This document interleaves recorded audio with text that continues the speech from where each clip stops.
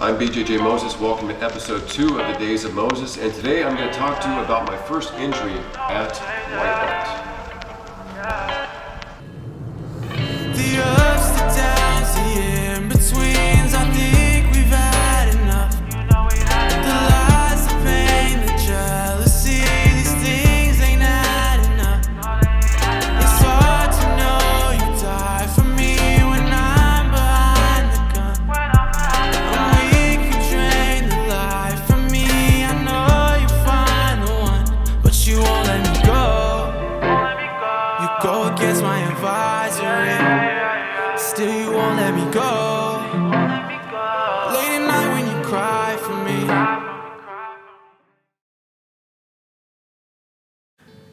I remember very distinctly the first time I suffered a serious injury. It was Parents' Day at the Jiu-Jitsu school. So they had advertised, if you are a parent, bring your kids to class, and if you're a kid, bring your parents to class. Well, I was a grandparent, all my kids were grown, so I brought my granddaughter to class. She's 5 years old at the time. And you can see in this picture that we took at the end of the class, I'm standing behind her, she's standing next to me. And you can also see in the picture Donnie D, who is my good friend that actually is the one who injured me. So what happened was, we did the parents class and we were there training with the kids, everything was going great. And then he said, okay, it's time to spar. So we started sparring, and I started sparring with Donnie. And immediately I stood up in front of him, he was on his back, he got sleeve control, he put both of his feet on my hips, and then he did what's called a balloon sweep. He took me over his head. The problem was, I never learned a balloon sweep. I didn't know what he was doing, I had no idea what was going on. And so when I went over his head, I drove my head right into the mat, because I tried to avoid crashing, and I hit my head in the mat, jacked in my neck, and immediately I had pain going down my arm and in my shoulder area. So you never know how bad you're injured, you just know it hurts, right? So went to the chiropractor the next week, and actually started getting worse. Not from the chiropractor, but just because time had gone on now. And what was happening, I think, is I suffered some type of injury in my neck to my vertebrae, and then it was traveling now down my spine. I had a pinched nerve in my shoulder somewhere, and so for a long time, I was just in not excruciating, but very uncomfortable pain. I mean, on a scale of 1 to 10, it could have been worse. But the pain that I was suffering was, I could feel like nerves, sensation shooting through my shoulder. This little bone here on the top of the shoulder, it felt like it was bruised. If you touched it, it was very sensitive. And my scapula on the back was completely aching. In addition to that, I had nerve sensations going down my arm.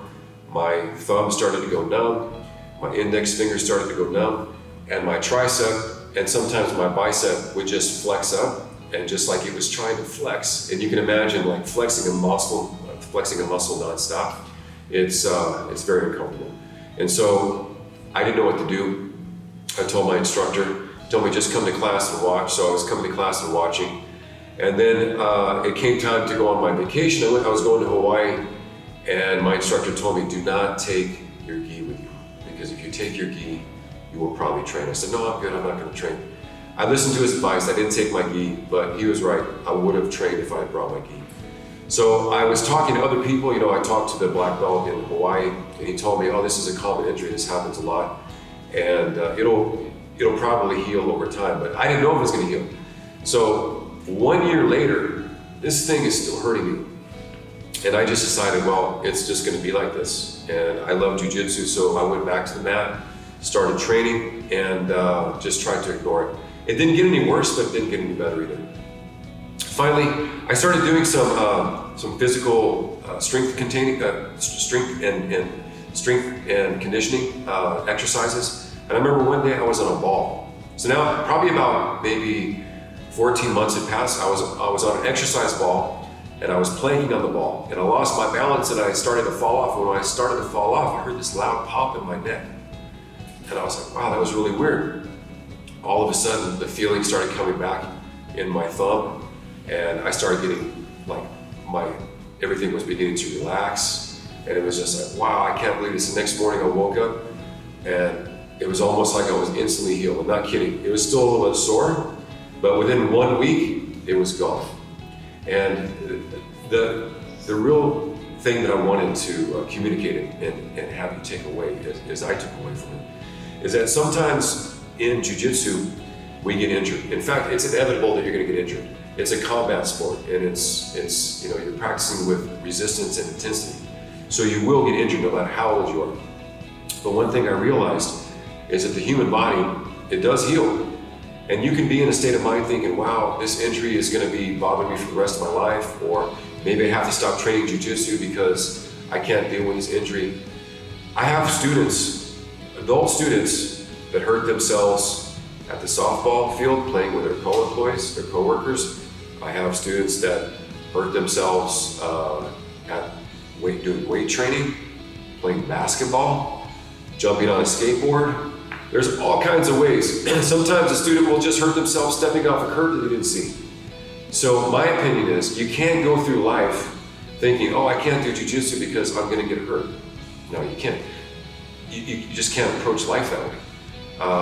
Because now, what I've come to realize is not only does the human body have the potential to heal, but it's possible to develop a game, which is an approach to jiu-jitsu, which is safer and easier on the body. So that's been my goal, is to develop a game, an approach to jiu-jitsu. When I say game, I'm talking about the way I approach jiu-jitsu, the positions that I try to put myself in. I try to approach it in a way that's going to be the least abrasive to my body. And so for me, it was closed guard and half guard. And so I became a closed guard player first, and then a half guard player, and still to this day, I'm playing half guard, and I very rarely get injured. And so I just want to, if there's one thing you can take away from this little video segment that we are recording is, don't get discouraged by injury. Look at injury differently, like I look at injury differently. Look at it as now just a minor setback. There's always other things you do. If your shoulder's hurting, you can go do some exercises with your legs, or you can do some crunches, or there's all kinds of things you can do. If your knee's hurting, then you can work around your knee. And sometimes you can, and this is what I actually suggest, if a student is hurt, I suggest that they come to school and tell the instructor what's going on, and then just sit on the sidelines during sparring, because most of the time, you can practice the technique and learn technique if you're injured. The problem is that most people, especially men, they come to class because the funnest part of the class is sparring. And so if they can't spar, they'd rather not be here. And I want to suggest to you that that is a completely wrong approach. If I'm injured, you're going to see me sitting on the sidelines, taking notes, watching, soaking it in, because jiu-jitsu is more than just the physical body. In fact, some argue that the physical body is the smallest part of jiu-jitsu.